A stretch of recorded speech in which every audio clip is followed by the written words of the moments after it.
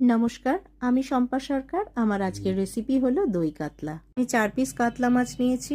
প্রথমেই মাছগুলোতে নুন, সামান্য হলুদ আর সাদা তেল ভালো করে মেখে নিতে হবে। এরপর মাছগুলোকে ভেজে নিতে হবে। কড়াইয়ে আমরা সাদা তেল দেব। সাদা তেল গরম করে মাছগুলো হালকা করে ভেজে নেব। খুব বেশি কড়া করে ভাজবার কোনো দরকার নেই। আর আমরা মাছে হলুদটা কম দিয়েছি, যেহেতু এটা দই কাতলা, একটু সাদা সাদা দেখতেই হবে। এরপর আমরা কড়াই ভালো করে গরম করে তাতে সাদা তেল দেব। তেল ভালো করে গরম হয়ে যাওয়ার পর মাছগুলো আমরা ভেজে নেব। মাছগুলো কড়াতে দেওয়ার পর আমরা এপিট ওপিট করে একটু হালকা করে ভেজে নেব। খুব বেশি কড়া করে ভাজবার কোনো দরকার নেই। মাছ ভাজা হয়ে গেলে আমরা কড়া থেকে তুলে নেব। এরপর কড়াইয়ে আমরা কিছু ফোড়ন দেব, গোটা মশলা। এরপর তেলে ফোড়ন দিচ্ছি গোটা গরম মশলা আর একটা শুকনো লঙ্কা। শুকনো লঙ্কার পেটটা অবশ্যই একটু চিড়ে দেবেন, না হলে তেলে পড়লে কিন্তু ওটা বেশ ফেটে উঠবে। ফোড়নটা ভাজা হয়ে সুন্দর গন্ধ বেরোলে আমরা তাতে পেঁয়াজ কুচি দিয়ে দেবো।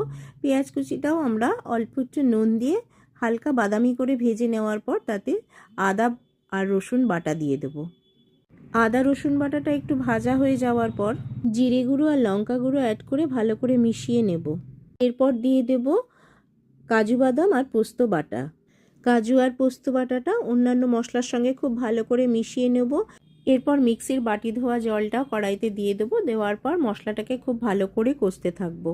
মশলা খুব ভালো করে কষানো হয়ে যখন তেল ছেড়ে দেবে, তখন আমরা এর মধ্যে ফ্যাটানো টক দই অ্যাড করব।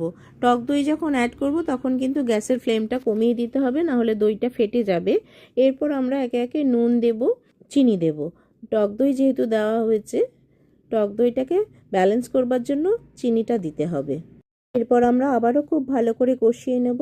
কষানো হয়ে যাওয়ার পর আমরা এর মধ্যে কিন্তু অল্প করে গরম জল অ্যাড করে দেব।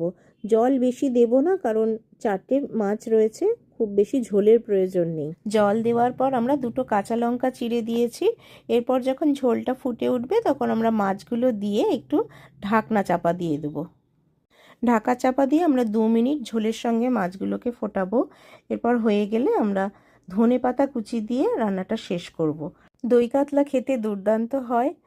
আপনারাও বাড়িতে এই রান্নাটা ট্রাই করবেন। আশা করি খুব ভালো হবে খেতে। আমার তো ভীষণ পছন্দের এই দই কাতলা। আপনারাও একবার ট্রাই করবেন, করে জানাবেন আমাকে কেমন হয়েছে।